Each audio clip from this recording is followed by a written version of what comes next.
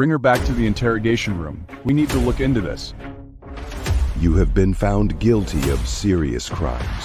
Your lies have harmed innocent people, and you have shown no remorse for your actions. How do you expect to show up out of nowhere and tell him he has a son? I always get what I want, just watch. Why is she here? What's wrong? No, this can't be right. The officers looked at each other, then back at Sarah. The chief, standing nearby, narrowed his eyes. What are you talking about, Sarah? What kind of proof? Sarah knew she was walking on thin ice, but she was desperate. I have emails, messages. Tony has been working with shady people. He knew about everything, about the kidnappers. He was in on it. The hallway fell silent, and the officers stared at her, trying to figure out if she was telling the truth or just trying to save herself.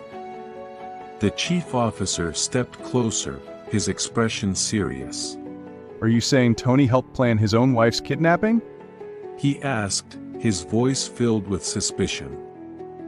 Sarah nodded quickly. Yes. Yes, that's exactly what I'm saying. He wanted to get rid of Tracy for a while, and he thought if she disappeared, he could be free. I swear. I have the messages to prove it.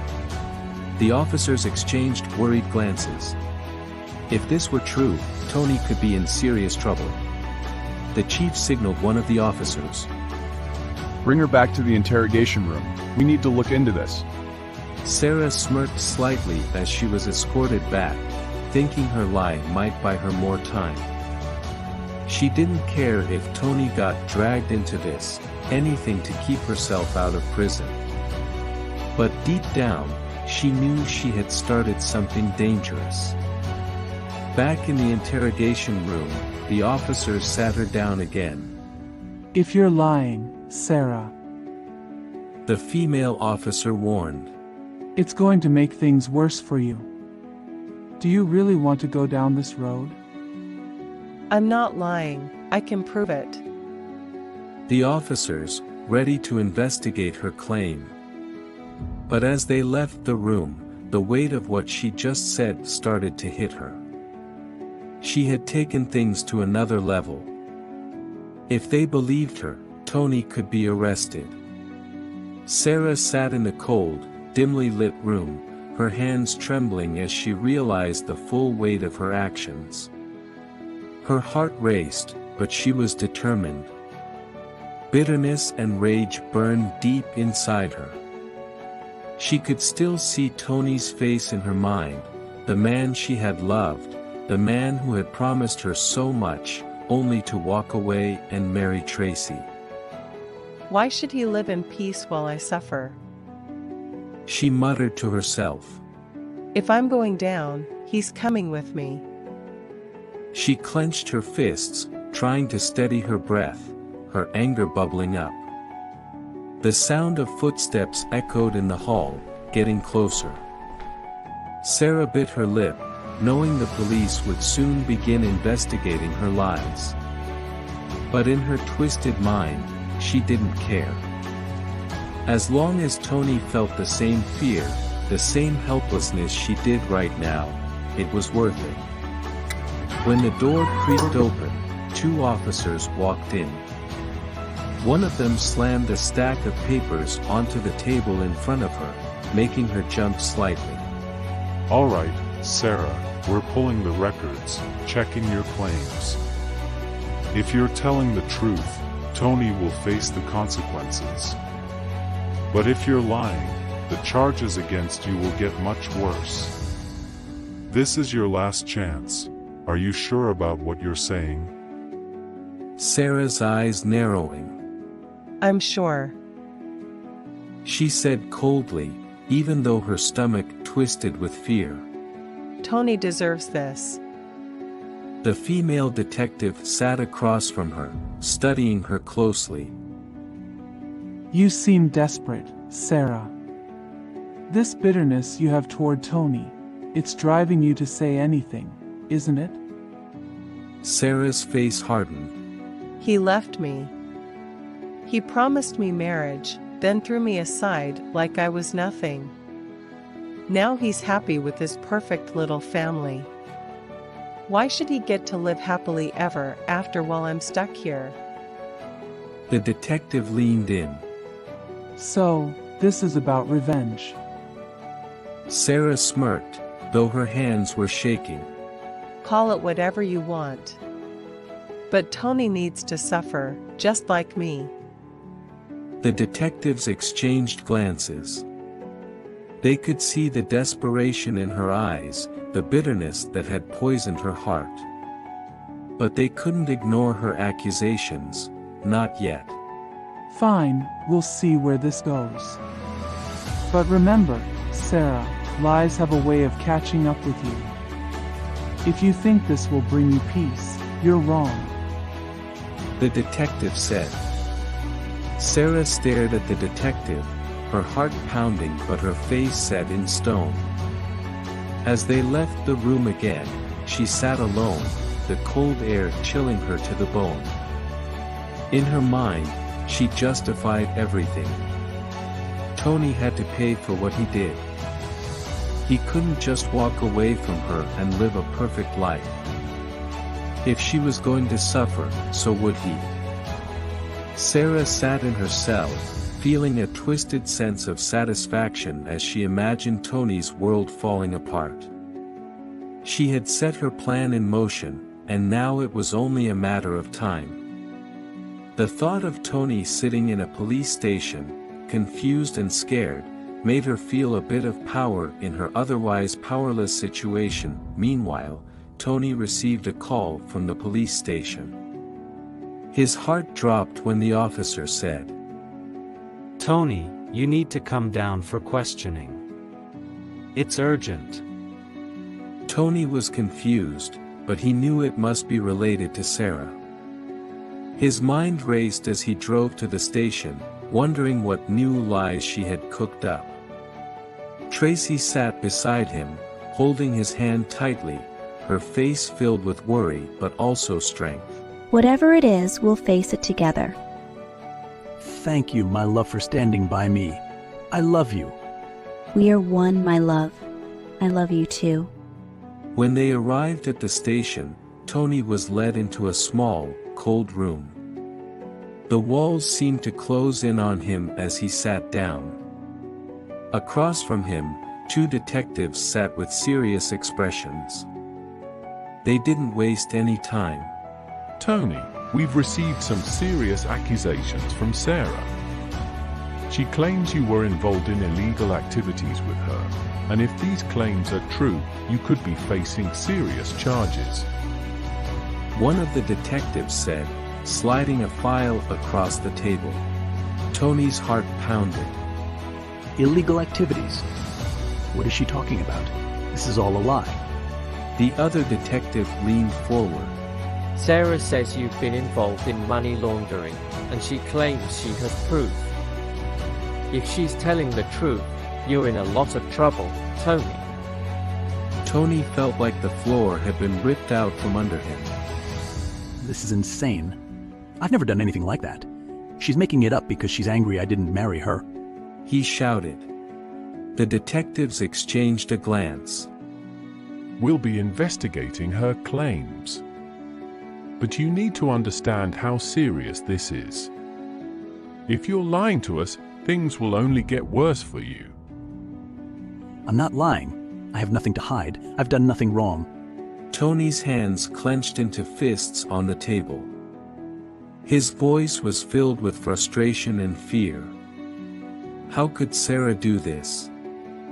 How far would she go to destroy him? The detectives watching him closely. They could see the tension in his face, the sweat beading on his forehead. We're going to get to the bottom of this. If Sarah is lying, she'll pay for it. But if she's telling the truth, you're in deep trouble. Tony's mind spinned. He knew Sarah was lying, but how could he prove it? What if she had fabricated evidence? How far would she go to ruin him? As they finished the interrogation, Tony was allowed to leave for now, but the weight of the accusations hung over him. He walked out of the station with Tracy, his legs feeling weak. As Tony drove, he spoke. She's not going to stop. She's trying to destroy everything. We'll fight this. God is with us, Tony. The truth will come out. Tracy squeezed his hand tightly. But deep down, Tony couldn't shake the fear. What if Sarah's lies were enough to trap him in a situation he couldn't escape from? As Tony drove away, the surrounding storm was hard on him. Sarah sat in her cold cell, feeling a twisted sense of victory. She had provided the police with what she called proof, a series of fake bank transfers and forged documents that painted a picture of Tony being involved in money laundering. She knew it was all a lie, but she didn't care. All she wanted was to see Tony suffer. The officers immediately began their investigation, taking the so-called proof seriously. They reviewed the documents Sarah handed over, comparing them with actual records from the bank. They started making calls, pulling up bank histories, and interviewing people who had been named in the forged papers. Tony, meanwhile, had no idea how far Sarah had gone with her lies. All he knew was that the police were now chasing down every lead, treating him like a potential criminal. Days went by as Tony and Tracy tried to live normally, but the tension was unbearable. Every phone call, every knock on the door, made Tony's heart race with fear that the police were coming to arrest him. One afternoon, the lead detective on the case decided to visit Tony again. This time, there was no calm conversation. The detective barged into Tony's house with a team of officers, slapping a search warrant down on the table. We're here to search your home, Tony. We have reason to believe you've been involved in criminal activity. What? You can't be serious. I've done nothing wrong. The officers didn't listen. They started tearing through Tony's home, going through his drawers, checking his laptop, even flipping through his personal documents. Tony stood helplessly by, his fists clenched, as they invaded his privacy. Tracy tried to stay calm, but her face was pale with fear. She knew they had done nothing wrong, but the way the police were acting made everything feel so much worse. It was like they were treating them like dangerous criminals. After what felt like hours, the officers finally left, having found nothing that could incriminate Tony. But as they walked out, the lead detective turned to him with a grim look. The investigation is still ongoing. Sarah's proof may not be enough, but we're digging deeper. If there's anything out there, we'll find it. How could this be happening? I didn't do anything. I know, Tony. We just have to trust that the truth will come out. But inside, Tony felt like the walls were closing in. Sarah's lies were working, dragging him deeper into a nightmare he didn't know how to escape from. Meanwhile, back at the station, the detectives continued their investigation. They started cross-referencing Sarah's documents with official records from the bank and reached out to the people mentioned in the papers. That's when they started noticing things weren't adding up. Dates were wrong, signatures didn't match, and one of the supposed witnesses even denied ever knowing Tony. The lead detective furrowed his brow as he looked over the discrepancies. Something's not right here. Sarah's story isn't holding up. He muttered. He called in the forensics team to analyze the documents more closely. Within a day, they confirmed what he had suspected: the papers had been forged. Sarah had lied, and now the entire case was starting to unravel. But as the detectives prepared to confront Sarah again, Tony remained in the dark, still fearing that any moment, his world could collapse around him. Sarah sat alone in her cell, unaware that her lies were about to catch up with her. She thought she had everything under control, but little did she know, the truth was already starting to crack through the walls she had built. Sarah sat alone in her cold cell, the heavy metal bars casting shadows across the floor. She still believed her plan had worked. In her mind, she had brought Tony down, and that was all that mattered. But what she didn't know was that everything she had built was about to fall apart. Across town, in the police station, the investigators had uncovered the truth. The forged documents Sarah had used to try and frame Tony were fake. The bank had confirmed it. Her witnesses had crumbled under pressure and confessed that Sarah had paid them to lie. The truth had begun to shine through, and it was only a matter of time before Sarah faced the consequences of her wickedness. At that moment, Tony and Tracy stood hand in hand at the station. They were nervous, but their faith in God's justice held them steady. The lead detective walked toward them, his face stern but focused.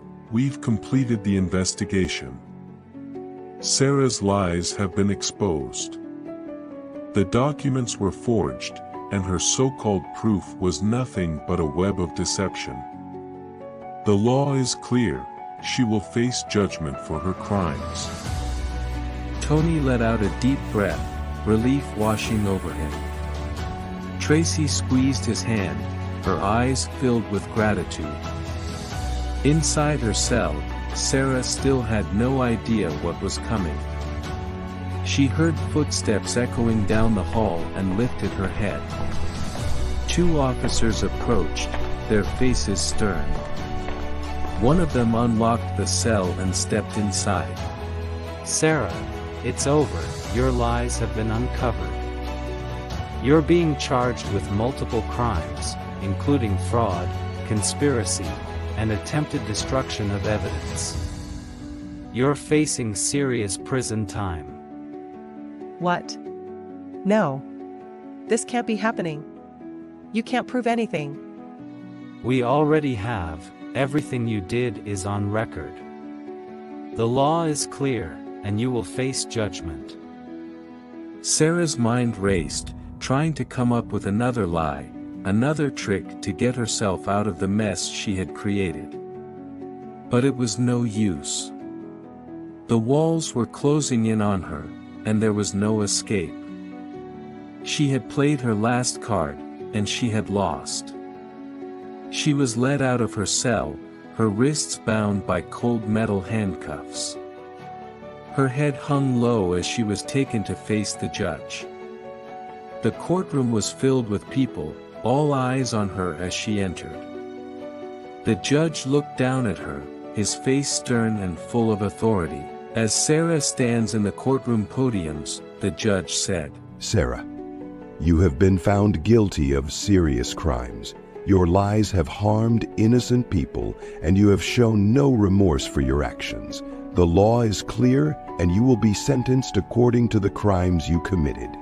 Sarah's heart raced as she realized the weight of what she had done. She had wanted revenge, but all she had done was destroy herself.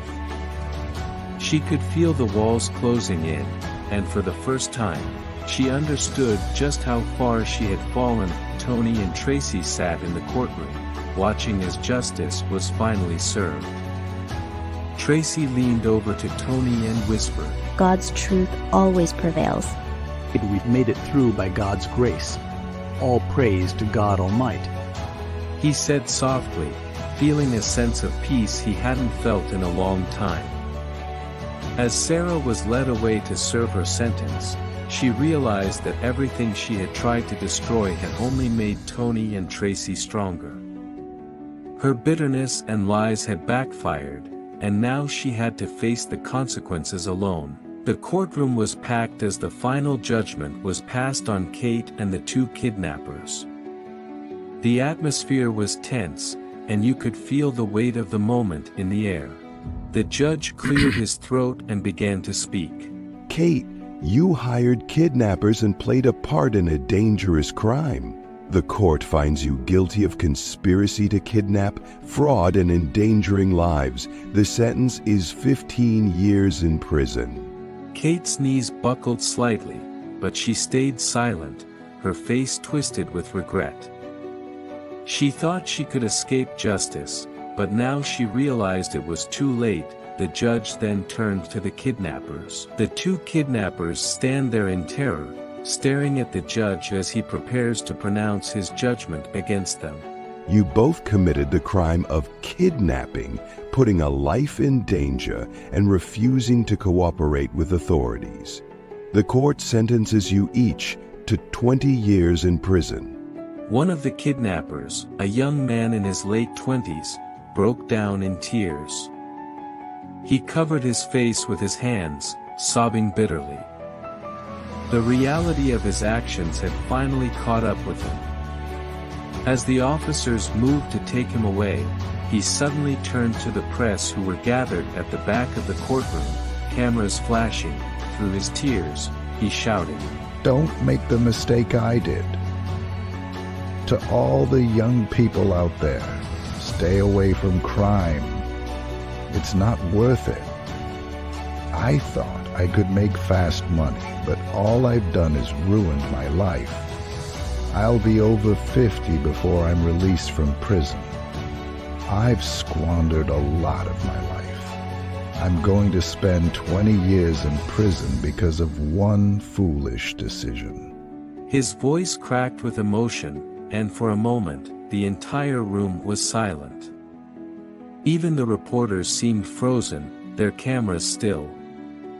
The other kidnapper, though more stoic, stared at the floor, his face showing the heavy burden of regret. Tony and Tracy sat quietly at the back, watching the dramatic scene unfold. Tony gripped Tracy's hand tightly, feeling a mix of emotions. Relief that justice was being served, but also sadness for how far people could fall when they let bitterness and greed consume them. Kate remained expressionless as she was led away in handcuffs. Tony wasn't afraid anymore. He had won, not through vengeance, but through truth, prayer, and faith. As the courtroom emptied, the words of the young kidnapper echoed in Tony's mind. He turned to Tracy and said quietly, "We need to keep praying. There are so many people lost in the darkness. But maybe, just maybe, they'll hear that boy's words and change their path." Tracy nodded, her eyes filled with compassion. God's mercy reaches even the hardest hearts. We'll keep praying, Tony. And with that, Tony and Tracy left the courtroom. As Tony and Tracy drove home, a sense of peace filled the car. The weight of the courtroom drama was lifted, and they felt grateful for how God had guided them through it all. Meanwhile, halfway across the world in the United States, Annabelle sat confidently in her living room, sipping tea with her friend. Her eyes gleamed with determination as she bragged about her plan. I finally found Tony, the father of my son. Soon we'll be reunited and he'll have to accept us. We'll be one big happy family again, just like I always dreamed. The pastor told me he already has a family, but I don't care. I knew Tony before that woman he married, and that counts for something. I've already bought the flight tickets. In a few days, my son and I will be on a plane to Nigeria. Her friend, sitting across from her, looked concerned. She leaned forward, trying to reason with Annabelle. "Annabelle, are you sure about this? It's been so long since you've seen Tony. How do you expect to show up out of nowhere and tell him he has a son? He's married now, he has a life, a family. Have you even thought about what this could do to his life?" Annabelle waved her friend's concerns away, clearly unfazed. I don't care about his life or his wife. My son deserves to know his father, and Tony deserves to know about his son. I'm doing this for my child. And Tony loved me once. I'm sure he'll love me again when he sees us together. The friend shook her head, not convinced. But what if Tony doesn't feel the same way? What if he doesn't want to leave his wife? You're about to step into a messy situation, Annabelle.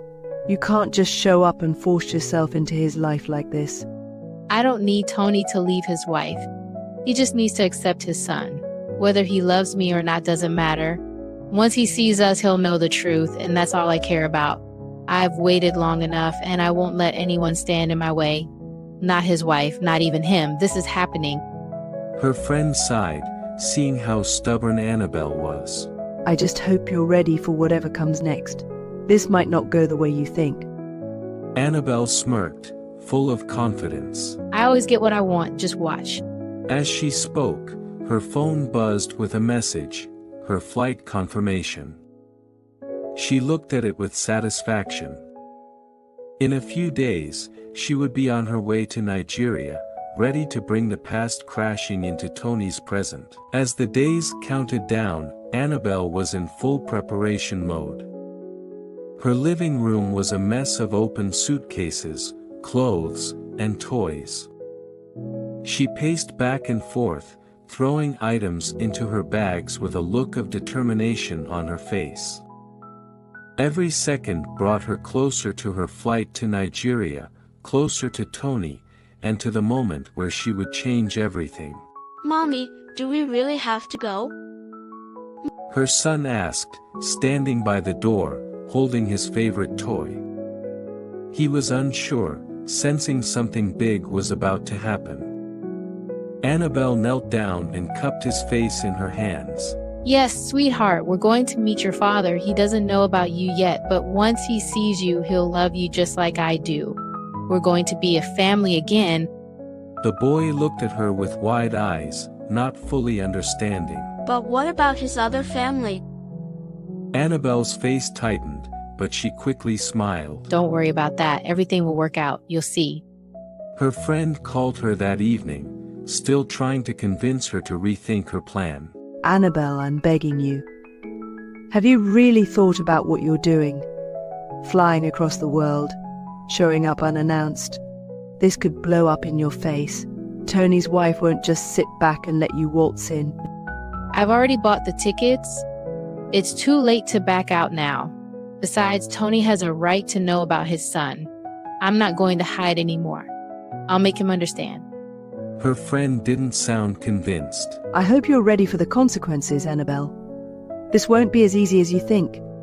Annabelle hung up, her mind set. She wasn't going to let anyone talk her out of this. She spent the next few days shopping for new clothes, getting her hair done, and making sure her son looked his best. In her mind, everything had to be perfect when they stepped off that plane. On the night before the flight, Annabelle couldn't sleep. She lay awake in bed, staring at the ceiling, her heart pounding with a mix of excitement and nervousness. She kept imagining the moment when Tony would see her and their son for the first time. In her mind, it was a happy reunion, just like in the movies. But deep down, a small voice whispered that things might not go as smoothly as she hoped. She brushed the thought away. It's too late to turn back now. Everything will be fine, she whispered to herself. The next morning, she zipped up the last suitcase, her son bouncing with excitement beside her. As they got into the taxi heading to the airport, she looked out the window, the city of New York disappearing behind them. Next stop, Nigeria, she muttered under her breath. But as the plane took off, Annabelle felt a strange knot in her stomach. She had been so focused on her plan that she hadn't thought much about the reality waiting for her in Nigeria. Tony's life had changed. He had moved on. And while she was confident she could win him back, a part of her couldn't shake the feeling that she was walking into something far bigger than she had expected. Yet, her heart was filled with too much bitterness and determination to stop now. As the plane soared through the clouds, Annabelle closed her eyes and pictured Tony's face.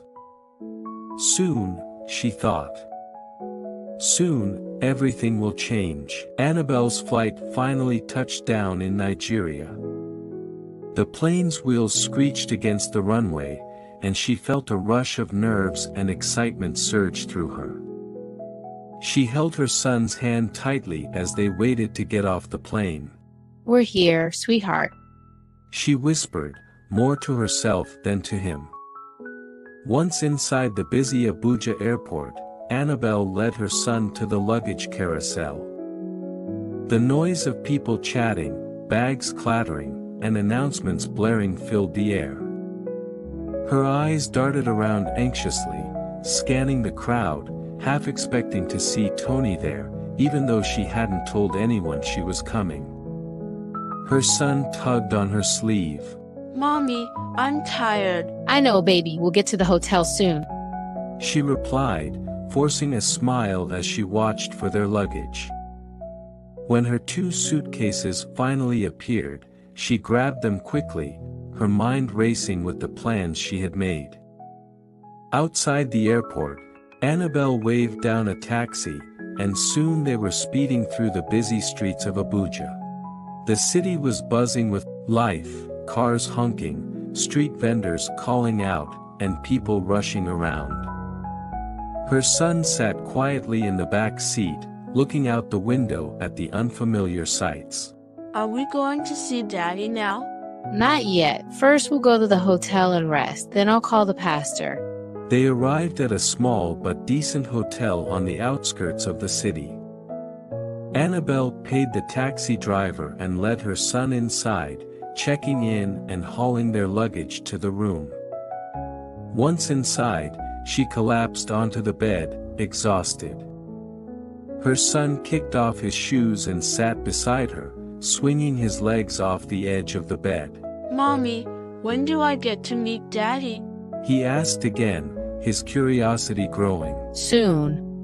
Very soon." She pulled out her phone and stared at the screen for a moment. Should she call the pastor now, or wait until morning? Her heart pounded as she imagined what would happen once she made that call. The pastor knew Tony well and would probably be shocked to hear she was already in Nigeria. But Annabelle was determined. She was here to claim what she believed was hers. After a few moments of hesitation, she decided to wait. It had been a long flight, and her son was already yawning. They needed to rest before facing the storm she was about to stir up. Annabelle looked at her son, who was now curled up on the bed with his eyes half closed. She smiled softly and kissed his forehead. "Get some sleep. Tomorrow everything changes," she whispered. As she lay down beside him, her mind buzzed with thoughts of Tony, Tracy, and the life she believed she was meant to have. The bitterness that had fueled her for so long bubbled up inside her, and she clenched her fists under the blanket. Tony would have to face her, and there was no turning back now. The next morning, after breakfast, Annabelle sat on the edge of the bed, her fingers gripping her phone tightly. Her son was busy watching cartoons, unaware of the storm brewing in his mother's mind. Annabelle took a deep breath, then dialed the pastor's number. Her heart raced as it rang, and finally, the pastor picked up. "Hello, this is Pastor David." His calm voice came through the phone. "Pastor, it's Annabelle. Pastor, it's Annabelle." She began, trying to steady her voice. "I wanted to let you know that I'm in Nigeria now. I've arrived in Abuja with my son, and I would like to schedule a day to meet with you and Tony." There was a pause on the other end of the line, and Annabelle's stomach churned with anticipation. "Annabelle," the pastor finally said, his tone thoughtful. "I understand you've come a long way, but Tony isn't in town right now.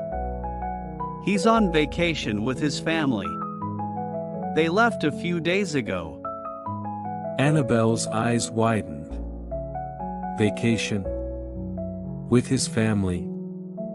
The words echoed in her mind, and frustration boiled within her. She had come all this way, and now Tony was off enjoying a vacation with Tracy. Her grip on the phone tightened. All right, Pastor, I'll wait to hear from you. Bye, sir. After hanging up, Annabelle tossed her phone onto the bed and clenched her fists. Vacation. The word burned in her mind. While she was here, waiting with their son, Tony was off relaxing with her, Tracy. This is not over. Annabelle muttered to herself, her heart pounding with rage. She looked over at her son, who was still watching TV, completely unaware of the storm his mother was caught in. Annabelle took a deep breath, her mind racing with thoughts of what to do next. She had to find a way to get Tony's attention. She couldn't just sit around and wait for his return. Not after everything she had sacrificed. Her eyes hardened with resolve. Tony can't hide behind his family forever. Annabelle sat on the hotel bed, her mind swirling with frustration. She had come all the way to Nigeria, and now Tony was unreachable. She needed a plan, but every idea that came to her mind felt weak. She thought about going to Tony's house or trying to find his friends, but nothing seemed like it would work. With a deep sigh, Annabelle grabbed her phone and dialed the pastor again. Her fingers tapped nervously on the side of the bed as she waited for him to answer. Hello, Pastor David speaking. Hello, Pastor. I've been trying to think of what to do, but I need to speak to Tony as soon as possible. Can you please try to call him again? Maybe I can meet him at the vacation spot or... Before she could finish, the pastor gently interrupted. Annabelle, I've already tried to reach Tony, but it seems both he and Tracy are completely off their phones. They're taking this vacation as a time to disconnect, to rest. I understand how difficult this is for you, but I'm asking you to be patient. Pastor, I've been patient for years. I've waited so long to tell Tony about his son, and now, when I'm finally here, I'm being told to wait even more. I don't think you understand what this feels like. The pastor remained calm. I do understand that this is important to you, Annabelle, but you must trust that God's timing is perfect. Rushing this won't help anyone. I promise, as soon as Tony returns, I will arrange for a meeting. But for now, I'm asking you to rest and wait. Annabelle's hand tightened around her phone, frustration bubbling up again. But she knew she couldn't push too hard. The pastor was her only link to Tony right now, and she couldn't afford to lose that connection. All right, Pastor, I'll wait for your call. She said through clenched teeth, trying to hide the anger in her voice. Thank you, Annabelle. I'll be in touch as soon as I hear from Tony. The pastor said softly. Annabelle hung up the phone and threw it onto the bed, her heart pounding. She had expected this to be difficult, but not like this. All she could do now was wait, and it felt like torture. She paced the room, her mind racing with thoughts of Tony and his perfect little family. The image of Tony laughing and relaxing with Tracy while she sat here, miles away, filled her with anger. Why should I wait any longer? She muttered to herself, her fists clenching. But as much as she wanted to act, there was nothing she could do for now. The pastor was right. She had no choice but to wait. Still, Annabelle's mind was far from calm. Each passing hour felt like a mountain of pressure building inside her.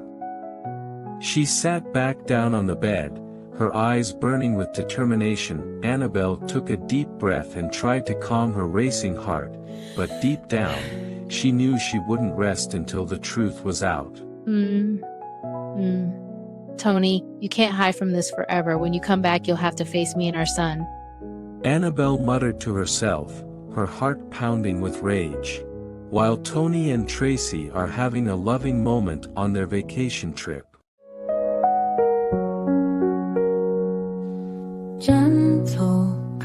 at night. Whispers soft and light, holding you so tight. Stars in silent flight, moonlight in your eyes, dreams of lullabies, where the silence lies, heartbeats synchronize, love so pure and true, every breath with you. In this calm we grew, and the skies so blue. After much fun on their vacation, Tony returns home with his family. After 2 weeks of silence, the phone rang in Pastor David's office, and he answered it eagerly. Tony, it's good to hear from you. I hope you had a great vacation. Yes, Pastor, we did. It was nice to spend some quality time together. Tony replied, his voice filled with warmth. But as the conversation went on, Pastor David's tone shifted to something more serious. Tony, I need to talk to you about something important. Annabelle is in Nigeria, he said, carefully choosing his words. Annabelle? You mean my ex? Tony's heart raced. Why is she here? She wants to meet with you. I believe it's about your son. But remember, God is in control. He has helped you through battles before.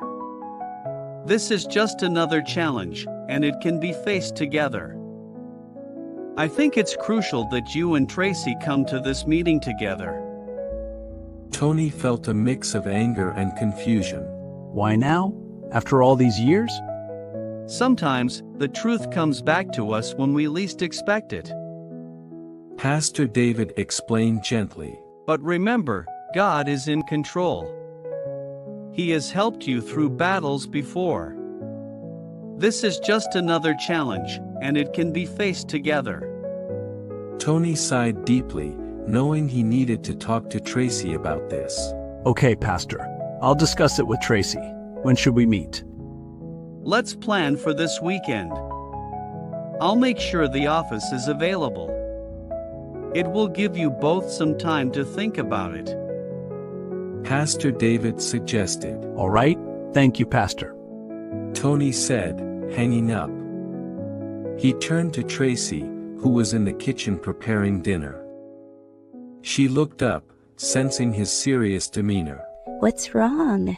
She asked, concern etched on her face. Annabelle is back in Nigeria, he said. Tracy's eyes widened, a mix of emotions flickering across her face. What does she want? Is it about the son she claims is yours? Yes, Pastor David thinks we should meet with her this weekend. Tony replied, running a hand through his hair. Tracy took a deep breath, trying to process everything. This is unbelievable. After all this time, she decides to show up? What does she expect from us? I don't know, but we need to handle this together. I don't want any secrets between us. Tracy nodded, her expression firm. You're right. Let's talk about this tonight after the kids are in bed. We need a plan. As the night wore on, they shared their thoughts, fears, and hopes. Tracy wanted to be supportive, but a storm of emotions swirled inside her. Would this meeting change everything? On the day of the meeting, Tony and Tracy drove to the church.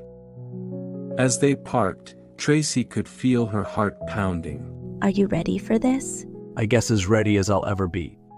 Tony replied, trying to sound confident. We'll face it together, right? Absolutely. Tracy affirmed. They held hands as they walked into the church, ready to confront the truth.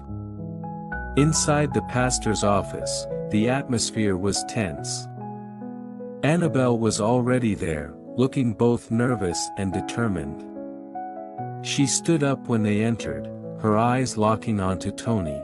Thank you for coming. She said, her voice steady but betraying a hint of vulnerability.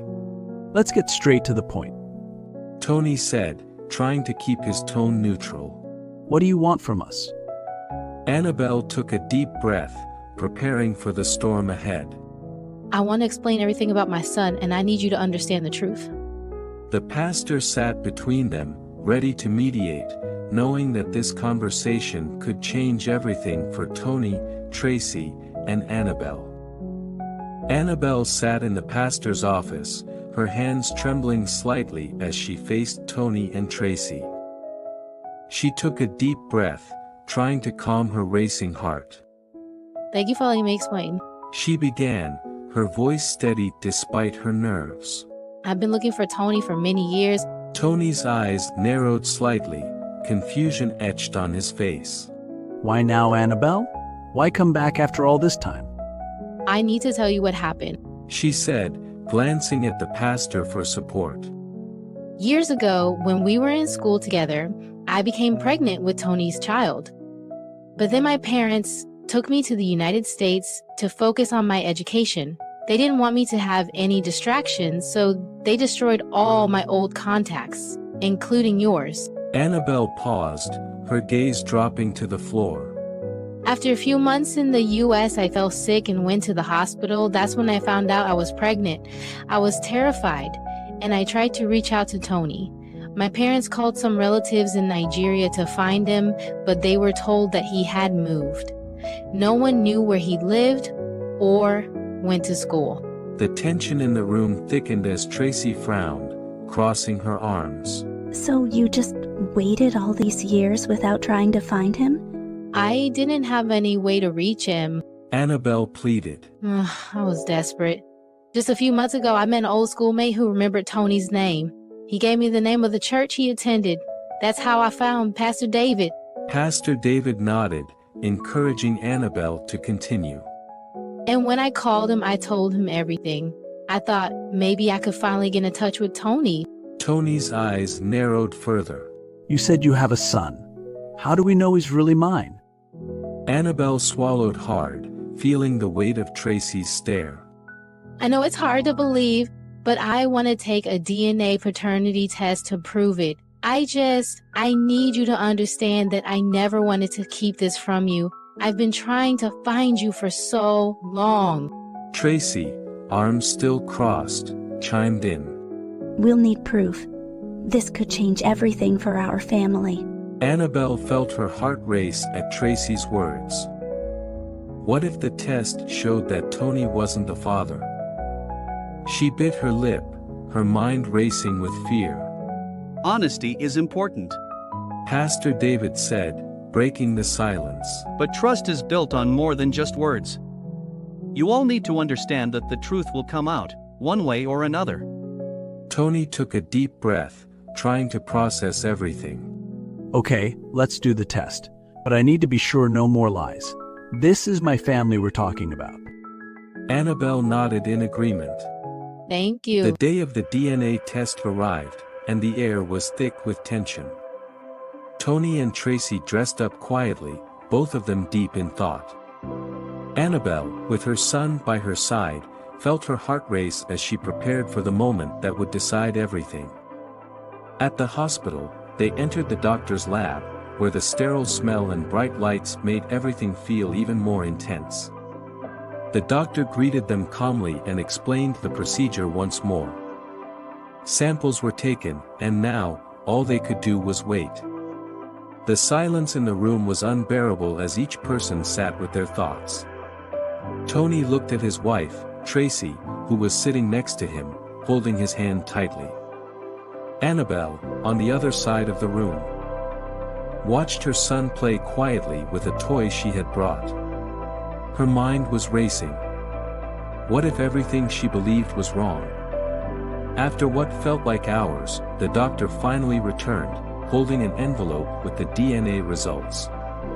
Everyone's eyes were fixed on the small white paper that seemed to hold the future. Here are the results, the doctor said, glancing around the room. He opened the envelope, his face unreadable. According to the test, Tony, you are not the father of Annabelle's son. There was a moment of complete silence. The words hung in the air like a bomb that had just exploded. What? That's not possible. There has to be a mistake. There is no mistake. The results are accurate. Tony is not the biological father. Tony let out a breath he hadn't realized he was holding, but his face showed no joy, just relief mixed with confusion. He glanced at Tracy, who squeezed his hand tighter, her face a mixture of shock and guarded relief. Annabelle stood up, her hands shaking as she tried to make sense of it. No, this can't be right. I thought... You thought wrong. You came here, stirred up our lives, made us question everything. Over a lie. Annabelle's eyes filled with tears. I didn't lie. I really thought Tony was the father. I wouldn't have come all this way for nothing. Annabelle, we trusted you to tell the truth. But now, the test shows otherwise. You put us through all of this for nothing. Annabelle's son looked up, confused by the tension in the room. Mommy, what's happening? I'm sorry, Tony. I really thought... You should have been sure before coming here. Now, all of us are hurting because of this. Pastor David, who had been silent throughout the exchange, stepped forward. Annabelle, we'll help you get through this, but this isn't something that can be undone. Lives were affected. You need to take responsibility for your actions. Annabelle nodded, her eyes filled with regret. She had no words left. The truth had been revealed, and now she had to face the consequences. As they left the doctor's office, Tony and Tracy walked side by side, a quiet strength between them. Annabelle sat in her doctor's office, feeling a deep sense of regret and confusion. She had flown back to the United States, carrying the weight of her actions and the truth she had been running from. Her heart was heavy as she explained everything to her doctor, how she had slept with 2 boys in the same month, Tony being the first. She had always believed Tony was the father because she took him seriously, unlike the other boy. The doctor listened patiently, nodding as Annabelle spoke. When she finished, the doctor leaned forward, his face serious but kind. Annabelle, I understand why you believe Tony was the father, but biology doesn't always follow our feelings. You said you slept with Tony first, but it was 2 weeks later that you were with the other boy. Yes, that's right. But Tony, I love Tony. I thought it had to be him. The doctor sighed gently. The thing is, when you were with Tony, your egg likely hadn't been fertilized yet. It wasn't until 2 weeks later when you were with your other boyfriend that your body was in the right condition for conception. That's why, even though you felt sure it was Tony, the timing suggests it was the other boy who fathered your child. Annabelle's heart sank even deeper. It was as if the final piece of the puzzle had clicked into place, and now there was no escaping the truth. She had been wrong this entire time. She sat in silence for a moment, trying to process everything. Tears welled up in her eyes as the doctor continued. I know this is hard to hear, Annabelle, but this might be a chance for you to move forward, to track down the real father of your son and give him the chance to know his child. It won't be easy, but it's a necessary step for both of you. Annabelle wiped her tears and nodded slowly. Don't even know if I can find him. I didn't take him seriously back then, and now I have no idea where he is. It's never too late to start over, Annabelle. This isn't the end of your story, it's just a new beginning. Annabelle left the office feeling drained but also oddly relieved. The truth, as painful as it was now in front of her, and there was no more hiding. She knew what she had to do next, even if it seemed impossible. Back in Nigeria, Tony and Tracy continued to live in peace, grateful that the chapter with Annabelle had closed without tearing their family apart. They prayed that Annabelle would find her way, trusting that God had a plan for her life as well. Annabelle, on the other hand, faced a new challenge. She had to confront her past mistakes and decide what kind of future she wanted for her son, and for herself. Tony stood at the front of the church, holding the microphone in his hands. His heart raced, but it wasn't from fear, it was from the overwhelming gratitude he felt for the journey God had taken him through. Pastor David had just called him up to share his testimony, and now, with Tracy and his children sitting in the front row, Tony took a deep breath. Good morning, everyone. I want to give all the glory to God for what He has done in my life. There was a time when I was lost in my own sins, in my hidden struggles that no one knew about. The church was silent, everyone listening closely. Some in the congregation shifted in their seats, while others leaned forward, eager to hear what Tony had to say. The atmosphere was thick with anticipation. I was caught up in lust, and it nearly destroyed everything I loved. I kept secrets from my wife, thinking I could handle things on my own, but all that did was push me further into darkness. Tracy, sitting with her hands folded in her lap, looked up at Tony with tears in her eyes. She knew this story well, but hearing him speak about it so openly moved her deeply. Tony's voice cracked slightly as he went on. But God in His mercy didn't leave me there. He forgave me, He healed me, and He restored my family. It wasn't easy. I hurt the person I loved the most, Tracy, but through God's grace, she forgave me. And now, we are stronger than ever because we've learned to live without secrets. Tears began to flow in the congregation. People could feel the weight of Tony's words. Some wiped their eyes, while others looked down, reflecting on their own lives. To all the married couples here today, I want to tell you this. Live as one. Don't hide anything from your spouse. Secrets are like poison. They will eat away at your marriage until there's nothing left. Be open, be honest, and trust in God to keep your union strong. He paused for a moment, looking at the younger members of the church, the teenagers and young adults who were hanging on to his every word. And to the youth, I have a special word for you. Stay pure. Avoid fornication. I know the world makes it look like it's no big deal, but I'm here to tell you, it can bring you more trouble than you can imagine.